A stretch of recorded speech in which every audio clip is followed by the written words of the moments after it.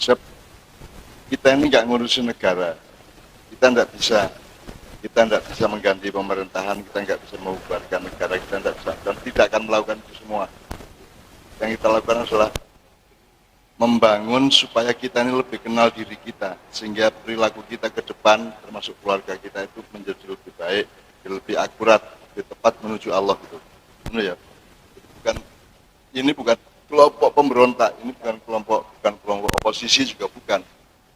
Ini hanya kelompok orang atau manusia yang membangun dirinya, yang mencoba memahami dirinya. Kalau puncaknya ya mana roba-roba ya. Tapi itu sangat abstrak, sangat luas. Di intinya kita tuh membangun diri masing-masing. Makanya kita tawasulan serajin-rajinnya itu supaya ada yang tidak bisa kita bangun dengan akal, ada yang kita bangun dengan biasa. Gue rasa kangelan. Rumah kamu gue biar lahir, nyusu, kisah mulu isopo. Pasti ada bimbingan dari goib tadi. Kalau iso ngenyut yang ngel deh. Ini tuh. Si muru isopo gue. Kabeh mesti jawab bapak apa bocahin delok bapak isik ngene-ngene. Ora toh?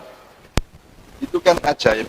Bahkan yang mendorong bayi untuk keluar dari rahim ibunya itu siapa? Kemudian kalau lebih ke belakang lagi, ketika itu Allah mengkonfirmasi kepada setiap janin, alastu birabbikum, ya. Bukankah aku ini Tuhanmu? Allah nang janin ya. Terus para janin itu kemudian mereka mengatakan, qalu bala, ya kami bersaksi. Bukan bala amanna ya, tapi syahidna. Jadi syahadat begitu pentingnya. Jadi syahadat itu bendino oleh setiap saat ketika kamu menyaksikan bahwa Allah itu lebih dahsyat daripada yang kamu bayangkan sebelumnya, maka kamu bersyahadat. Bisa. Rakatan yang jero hati itu. Makanya kita membenahi sejumlah pengertian. Kalau tandanya hidup itu apa toh? Barang apa-apa wae ket nek disebut urip ki mergo apa deh? Bertumbuh, gerak gitu ya, atau mengalir kalau cairan gitu ya. Jadi wit-witan kuwi hidup, yang disebut hidup bukan pohonnya, bukan kayunya, bukan godongnya, tapi cukule. Jadi dari situ kita mencoba lebih belajar bahwa jagung aja itu 3 bulan untuk semene ya. Kowe iso ndelok ora? Prosesnya dari sentimeter nganti semene iki itu butuh berapa bulan? 3 bulan ya. Makanya ini sayang sekali ruangnya ada cukup ya, tapi saya ingin bikin game-game seperti itu untuk mengetahui, untuk supaya Anda merasakan bahwa urip ki ajaib, urip ki ampuh tenan. Yang disebut hidup itu karena ada gerak. Makanya surga itu tajri min tahtial anharu khalidina fiha itu. Bukan kok ning swarga kekalian, ning swarga ming kekali ning kene ya kekali itu. Kali apa wae ning tadi. Ada sungai apa aja di sini. Nah, Jogja kan kali Bedok, kali Progo, kali Jode dan seterusnya. Swarga kan digambarkan oleh Allah ada sungai yang mengalir di bawahnya. Karena memang soal kali ini oke kali gitu kan. Ngopo ndak nang swarga. Menariknya apa surga itu kok menariknya adalah tajrimin tahtiha. Aliran itu ada di bawahmu. Jadi kamu itu punya otoritas terhadap aliran, terhadap tumbuhnya sesuatu tadi. Jadi kamu nanti di sana itu mendapat perkenan dari Allah untuk mengatur hidupmu sedemikian rupa, mengatur kehidupan sedemikian rupa, beda dengan di dunia. Makanya Allahu Akbar bukan Allah Maha Besar. Nek bisa dirumuskan dengan satu kata Maha, meskipun katanya tidak terbatas dia. Tetap aja dia materi karena dia diam. Gitu lah. Dia statis atau Maha Besar, statis atau Maha Besar, tapi statis. Menang. Maka Allah Maha lebih besar. kata lebihnya itu membuat dia bergerak terus. Yang membuat Allah lebih besar bukan Allahnya jadi lebih gede ora. Kowe ini menyadari bahwa Allah itu lebih besar daripada yang kamu bayangkan sebelumnya. Jelas ya. Jadi Allah maha lebih besar atau Allah lebih maha besar. Kalau maha dok itu berarti statis, berarti material, berarti dia wadak atau jasad. Nah, Allah itu maha lebih besar. Jadi setiap kali kita menyadari Allah itu lebih besar dari yang kita duga tiap kali. Jadi yang akbar itu sebenarnya adalah penghayatan kita bergerak terus. Kalau kabir itu statis, kalau akbar itu bergerak terus. Gitu ya. Makanya kita tiap hari Allahu Akbar itu karena kita menjumpai sesuatu yang lebih menakjubkan lagi dalam hidup kita. Yang kita alami maupun yang kita lihat atau yang kita persaksikan. Benar ya? Oke, ada pertanyaan misalnya. Habib atau ada. Oke. Sambil masnya menunggu, saya juga nyun izin ingin bertanya juga, Habib. Mengenai aktivasi ruh, kesadaran ruh dan hal-hal yang tadi contoh-contohnya sudah banyak disampaikan baik oleh Mbah Nun maupun Habib Anis. Tergelitik di dalam pikiran saya tentang apakah sebenarnya ruh ini tadi itu satu rumpun atau satu payung yang di dalamnya itu terkandung semua gejala-gejala yang baik, misalnya ilham untuk melakukan kebaikan, dorongan untuk melakukan kebaikan, kemudian ilmu atau inspirasi yang juga baik, dan semua hal yang di dalamnya itu tadi itu misalnya peristiwa Abu Yazid Al-Bistami dan contoh-contoh yang lain, Messi, terus ya pokoknya hal-hal yang sifatnya itu mungkin spiritual atau ruhiyah tadi itu, dengan berbagai contoh yang mungkin selama ini kita menyebutnya tidak dengan terminologi ruhiyah, tetapi pada saat kita membahasnya sebagai dengan nama ruhiyah ini, kita punya urgensi khusus untuk menunjukkan bahwa ruh ini memang diri kita yang paling paling awal tadi itu, seperti yang tadi disampaikan Mbah Nun, janin kita itu sebelum kita terlahir itu sudah punya kesadaran syahidna tadi itu. Apakah kira-kira seperti itu ataukah bagaimana? Mungkin bisa dijawab oleh Mbah Nun dan juga Habib Anis. Matur suwun. Itu semua pakai terminologi jasad. Jadi isi bayangke iki ana omah, ana kamar-kamare, ana pawone, ana jedinge ngono kuwi lho. Dan itu tidak berlaku di wilayah roh. Jadi pamane ngene wis. Aja meneh kok Gusti Allah. Ibumu saiki ning ndi? Ibumu di mana? Di rumah. Ning omah apa ning jero atimu? Ning omah apa ning jero atimu? Ning jero atimu ora ono ibu? Ora ono. Ada enggak? Lah ya. Jadi yang mana, ibumu di rumah apa ning jero atimu? Itu aja nggak bisa dijawab kok, gitu. Kita pernah workshop di Kudus soal itu. Ibumu ning kene apa ning omah? Ning kenemu apa ning omah? Itu aja nggak bisa dijawab. Jadi kalau kita pakai algoritma atau sistem jasadiah, kita nggak bisa jawab. Dan memang tidak perlu dijawab. Si penting gue menikmati baik. Gitu. Jadi misalnya Rasulullah Isra Mi'raj sampai ke Sidratul Muntaha. Terus di sana ketemu Allah. Berarti kalau di Sidratul Muntaha itu kan puncak ruang, entah di sebelah mana setelah langit 7 ya. Ada garis terakhir Sidra Al-Muntaha. Terus di situ Rasulullah depan ke Gusti Allah melihat wajahnya segala macam. Gue ngerti, nek dia di suatu tempat berarti dia ada di sebuah koordinat. Ngerti koordinat tuh, silang kayak apa semuanya? Apa jenis koordinat gue? Bujur sekian, lintang sekian tuh titik tengah kayak. Nah kalau ada di situ berarti Allah tidak ada di yang tempat lain. Di Kanjeng Nabi ketemu ning kono iki batal. Karena Rasulullah juga bisa ketemu Allah di mana-mana. Kan gitu. Jadi koordinat Sidratul Muntaha itu juga batal.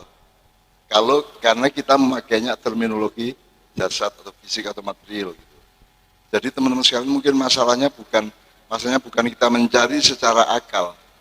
Termasuk tadi kalau sudah mati kan kenanganmu sudah hilang. Jari sopo. Karena memori itu dimiliki juga atau penyerapan atas fakta kehidupan itu dilakukan juga oleh rohnya. Bagaimana kok roh? Sel-selmu itu menyerap informasi. Meripat, berarti nek kowe makiyahan, aku kondo ora apa kowe makiyahan ngantuk turu ora masalah. Sebab tetap ada yang terekam melalui darahmu, melalui kulitmu, melalui sel-selmu, melalui partikel-partikel yang ada di jasadmu. Tetap bisa. Jadi ketika kita meninggal, kita masih punya nek arahnya ke situ ya, Bib ya. Kita masih punya memori. Jadi sing duwe hadis ora mung akalmu ning ya rohmu. Ono hadis kabeh. Jadi si roh ini juga punya pengetahuan mungkin bahkan lebih daripada pengetahuan akalmu. Saya kira dari janin tadi misalnya aku lebih bingung karo aku deh. Aku ini nulis 90 buku luweh. Dan itu saya tidak pernah belajar, tidak pernah baca, tidak pernah meguru karo sapa-sapa. Ya aku nulis ngono wae. Dari mana asal usulnya? Nera dari roh. Itu tidak dari akal saya karena akal saya tidak pernah dimasuki informasi apa-apa oleh sekolah, oleh dosen, oleh guru, tidak ada. Moro-moro metu gitu. Berarti di asal usulnya, nah aku nulis ki asal usulnya tidak dari akal saya, tapi dari supra-cloud tadi itu, supra-iCloud tadi itu. Supratnya di atasnya. Jadi kalau Sabrang menyebutnya ada metakognisi. Metakognisi. Kalau yang kita alami sehari ini kan kognisi. Ono perdebatan antar parpol, ono perdebatan di TV, ono wong omong-omongan, saling berinformasi, ono berita, ono macam itu kan semua kognisi. Nah, ini ada metakognisi dalam hidup kita. Nek kowe perasaku cara kita untuk mendekatkan diri pada wilayah metakognisi itu bukan dengan ilmu, tapi dengan iman dan cinta. Engger kowe karo Gusti Allah ki tenanan ilmu tresno akan dibukakan oleh Allah. Jinmu itu dibuka. Jadi misalnya aku nang tadi ngene iki aku cuma hari ini tadi saya tidak lakukan. Saya kan daftari jin-jin yang ada di sekitar sini. Tak daftari kabeh jenenge dan biasanya saya bikin dramatic reading sama Pak Joko sama Pak Nevi untuk ngomongin jin macam-macam kuwi. Yang namanya saya tahu semua gitu.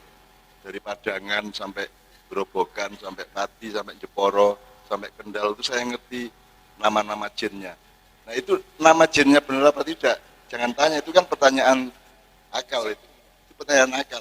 Orang ngono kuwi aku nulis gitu. Aku iki nulis ora ngerti aku.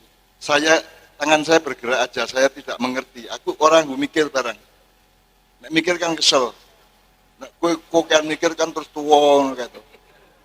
Terus budak ngono gitu. Lah aku lah orang budak blas aku gondrong. Karena saya tidak pernah mikir. Saya itu mencintai aja. Mikir sekali-sekali sing cilik-cilik. Oh, nek nang Pati 2 jam saka Semarang, nek saka Jogja 5 jam. Ngono kuwi tok. Nek sing ngono-ngono ki ora tak pikir. Jadi saya nulis buku segitu banyak itu saya tidak mikir. Makanya saya orang budak, orang berindil, rambutku sak piturute. Bukan berarti saya itu punya keistimewaan enggak. Tapi mekanismenya beda. Semua yang beliau kemukakan tadi itu sebenarnya itu masih algoritma akliyah. Jadi masih ada kamar, ada rumah, ada tetangga, ada latar, ada pagar, gitu-gitu loh, masih gitu-gitu. Nah, Allah itu enggak gitu sama sekali. Makanya yas'alunaka 'anir ruh, qulir ruhu min amri rabbi. Wis to, kowe kan ming tak kei akal. Jadi kowe ra iso merumuskan kuwi. Dan memang itu tidak ada rumusannya menurut akal. Jadi selama ini kan orang itu misalnya jadi ateis, jadi PKI, jadi apa? Orang yang tidak percaya Allah. Itu sebenarnya bukan tidak percaya Tuhan. Karena dia mencoba menangkap ide Tuhan itu dengan akalnya. ya ora tekan gitu loh. Jadi tidak ada orang ateis itu kalau menurut saya. Dan saya bergaul dengan banyak orang yang mengaku ateis di Eropa dulu, banyak. Termasuk PKI gue. PKI sing biar melayu saka tahun 2005, melayu nang Cina, terus nang Eropa Timur, nang Berlin Timur, Berlin Barat, Amsterdam dan lain-lain ya. Tapi aku tahu Kongres Partai Komunis Sedunia, aku tahu. Jadi nek gue harap membawa saya ke pengadilan lagi PKI. Berdasarkan fakta itu tadi. Bedanya waktu itu belum ada medsos gitu aja gitu. Misalnya medsos aku mesti di PKI kan. Karena saya ikut Kongres Komunis Internasional di Athena, di mana? Yunani. Nah, aku bareng karo konco-konco PKI saka Berlin numpak pesawat nang Yunani, berarti lewat Hungaria, lewat Bulgaria, terus meh Perancis kayak tekan Yunani. Nah, neng pesawat ki konco-konco PKI ya jajar karo aku ning kono. Pesawatnya turbulen tuh apa ya? Oleng. Wah, oleng medeni kae. Pramugarine wis ora wani ngomong kae wis jepiping ngono kae. Nah, aku kan mikire aku wong Jawa iki aku ngadeg ya mati, orang ngadeg ya mati padha wae kan gitu kan. Terus aku ngadeg, terus aku dengan terseok-seok itu saya marani kanca-kanca Al-Fatihah. Ngene kabeh Mas. Asu buler PKI yo iki. Lah tak jal Al-Fatihah ngene kabeh. Auzubillah. Lah piye jaremu PKI kowe iki ngono. Jadi saya itu sering menjumpai gitu-gitu itu tanpa saya cari loh Mas. Saya itu menjumpai fakta-fakta yang bermacam-macam tanpa saya cari, aku dikei karo Gusti Allah kuwi. Kuwi tenanan, dan saya punya pengalaman beribu-ribu di Amerika, di Eropa, di mana-mana yang sifatnya kayak gitu. Karena saya masuk ke semuanya. Karena saya itu ketbian ini aja meneh apa meneh karo Habib Anis ya. Karo wong Buddha, Hindu, beketek, Katolik, Protestan beketek, karena aku bergaul dengan mereka semua. Dan saya masuk kelompok namanya Sung Myung Moon. Sung Myung Moon itu apa? Protestan Ortodok dari Korea yang disebarkan di Amerika. Aku tujuanku mengarep njupuk kelambi. Jadi aku dengan saya pura-pura ikut dia mereka, so aku diceramai macam-macam lu wong Jawa kok diceramai batinan. Ya tak tambahi gitu. Tak tambahi hasanahnya gitu. Tapi saya tiap pagi ke gedung itu sarapan. Terus ono banyak orang, mereka anggotanya berjuta-juta nyumbang kelambi, nyumbang jaket, nyumbang segala itu tak cukupi. Jadi sedino nyupuk 5 lah ora ketara to. 5. Nyolong pancen nyolong. Ning lak nyolongnya kan apa sembodo gitu ya. Termasuk sing digawe Pak Dinuri kae, sing kuning kae, itu saya jaket dari Sung Myung Moon. Jadi aku bendino mangan ning kono, njupuk buku, njupuk pakaian, kaos, t-shirt, apa, jaket, wah, sweater, pokoknya sing apik-apik tak jupuk enggak pokok siji kae. Saya tidurnya cuman kira-kira 200 meter dari gedung itu. Itu sebelahnya Madison Square Garden yang tempat yang stadion sangat gede di New York yang untuk tinju-tinju itu. Aku kira-kira 3 rumah dari stadion itu. Saya nginepnya di situ. Jadi aku sering ngalami ngono-ngono dhek. Wong aku iki belas orang material. New York itu kan sepur iki lipat-lipat yang sepur bertingkat-tingkat loh. Sepur bawah tanah, subway ya. Itu saya tuh kalau kemana-mana tidak pernah ndelok iki sepur nang ndi, ora tahu. Mau aku. Saya mau cek apakah Allah memberi petunjuk pada saya apa tidak, ngono aku. Jane ya ora entuk kuwi. Ning pokoke tak tekati, pokoke aku pengen mlebu. Ngono wis ora mantep metu.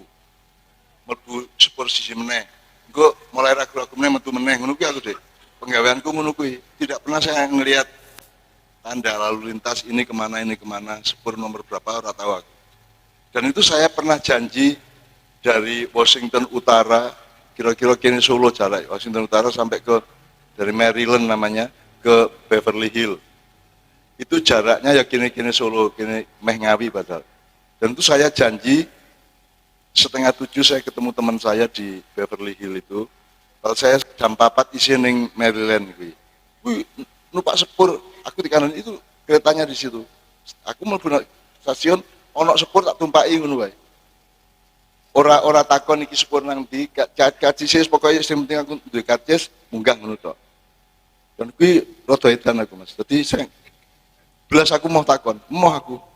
Nek pancen Allah ki sayang karo aku mesti diduwe dalane ngono aku. Jane ya neranyak kuwi Mas, celutak kuwi ya. Tapi saya lakukan itu Mas. Sampai akhirnya saya jadi numpak sepur wis mulai rayakin hatiku, wis mulai apa jenenge? Iya karena sudah ada petunjuk bahwa itu belum tentu benar, saya mudun. Numpak bis, ono bis tak tumpak bis. Numpak bis malah mbunang dinang kae, malah mlebu-mlebu ning kampung-kampung negro ora karuan kae, mudun meneh aku. Ono bis meneh tak cengklak meneh. Terus gitu. Jadi saya tidak putus asa pokoknya dalikal kitabu la raiba fihi hudalil mutakin ngono aku. Pokoknya aku bertakwa sama Allah pasti saya dikasih hidayah ngono. Ning janjane ya kuwi nekat kuwi. Sampai akhirnya saya sampai di sebuah semacam jalan lingkar ning kene, jalan tol gitu. Jadi aku akhirnya putus asa mudun bis ning pinggir jalan bingung aku. Ono wit-witan, ono omah-omah ngono kae. Terus padahal saya tidak sampai 20 menit lagi saya sudah harus sampai ke tempat teman saya tadi kan dia akan mengantar saya ke stasiun dari New York ke Washington. Dari Washington ke New York. Terus aku ning pinggir jalan tilang-tilang kalau Dek.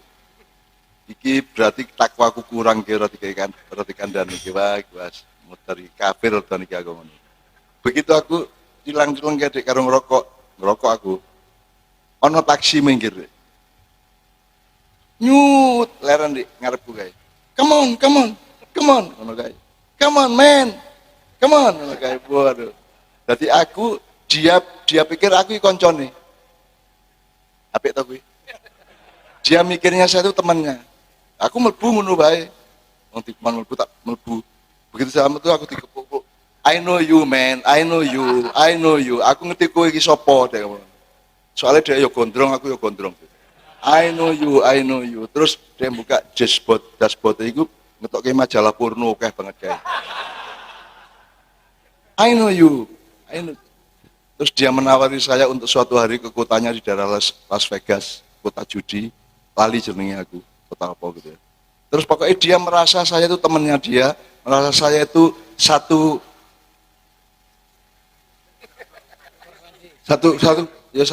lingkar sama satu frekuensi. Jadi I know you, man. I know you. Ngono kae. Wah, aku dilang kae. Terus aku takon arep nang ndi, kayak kertas tak tulisi alamat yang saya tuju. Langsung aku diterke nang nggone kuwi. Dan koncoku sing wong Voice of America iki wis ngadeg ning arep langi asu bajingan ndi bocah iki ora teko-teko gitu kan. Terus aku mudhun zet. Oh, Masya Allah.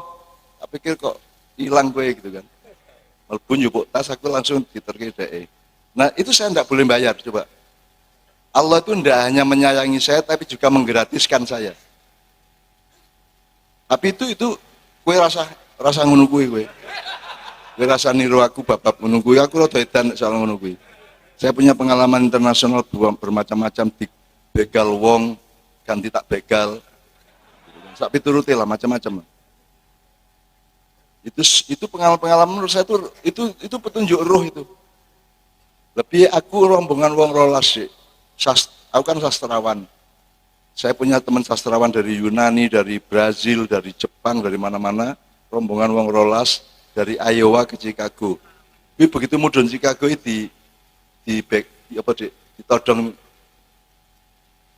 ning dalan kala. Nganggo pisau, nganggo pistol ngono poroti duite. Kecuali saya. Iki kancaku 11 kabeh diporoti aku ora. Kok iso ya? Ya sesama pencopet tidak boleh mencopet. Kira-kira ini kan logikane ngono gitu. Dadi aku iki nang ndi iki bondo nyun sewu iki cerita-cerita kere ya, cerita kere. Bondo silet. Jadi di sana itu kan banyak homo. Jadi nganggo Harley Davidson kayak tato gede banget nganggo anting-anting rambutnya tang-tang ngono kae itu berarti homo biasanya. Nah, aku untuk anti homo aku duwe silet. Silet itu saiki ora ono, silet Tatra. merke Tatra ya. Isiono, bukan silet gol ya. Nek gol itu ada unsur plastiknya. Tadi silet kuwi nek ana apa-apa mengke tak remus. Jadi aku nek ana apa-apa ngremus silet karo ngladeni dhek wedi dhewe to. Sok-sok kok pisone barang tak jaluk sini. Your knife. I'll eat it. Saya akan tak pangane. No ngono kuwi. Padahal nek dikekitane ya ora iso mangan aku. Di sana yang silet tipis kuwi. Tapi kalau silat itu saya latihan. Makan silat itu saya latihan. Dan itu saya pertunjukkan di drama saya di Iowa itu.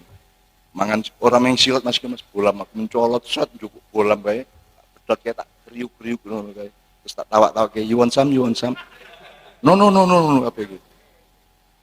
Jadi aku latihan ini serius. Latihan membuktikan bahwa Allah itu maha ada, maha menolong. Itu semua saya buktikan. Tidak berarti saya menguji loh ya. Saya ingin membuktikan kepada diri saya bahwa Allah itu menolong saya. Dan saya banyak sekali mengalami itu. Ceritanya banyak sekali gitu ya. Termasuk sing mangan. Bayangke aku ora iso saka Filipina aku saka Manila aku ora iso bali rene. Satu-satunya cara ngamen, Mas. Aku ngamen karo kanca-kancaku. Ngamene mangan iki, Mas. Aku nyilih kostum ning kedutaan Gatotkaca Sutejo kalau Mas. Perang wong loro kalau. Terus nganggo tape recorder dung dang jarane banget terus aku ngenang ngene Mas. Ora iso jane. Terus ngenang ngene iki terus mangan bolam.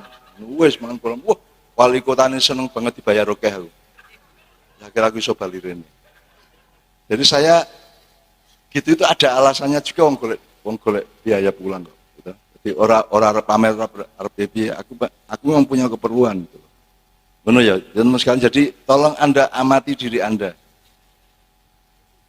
Tahap pertama saya kira adalah mungkin niat gini, free will itu, Anda ngerti free will dalam bahasa Inggris ya?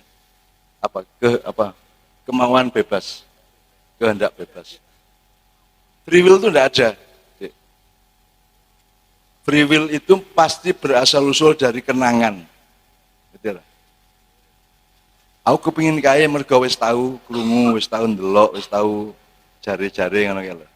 Yang benar-benar merdeka itu hampir tidak ada. Maka Anda harus belajar merdeka. Itu maksudnya ngono kuwi.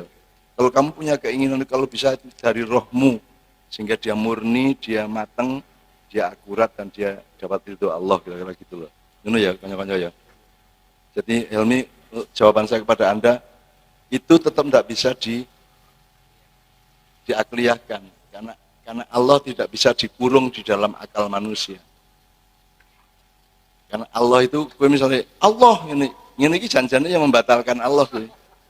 Allah kok ning kono, kayak menek klopo apa piye? Jadi gue arep ngomong Allah ini ya bener, ngono ya bener, ngono ya bener. Ini bahasa budaya.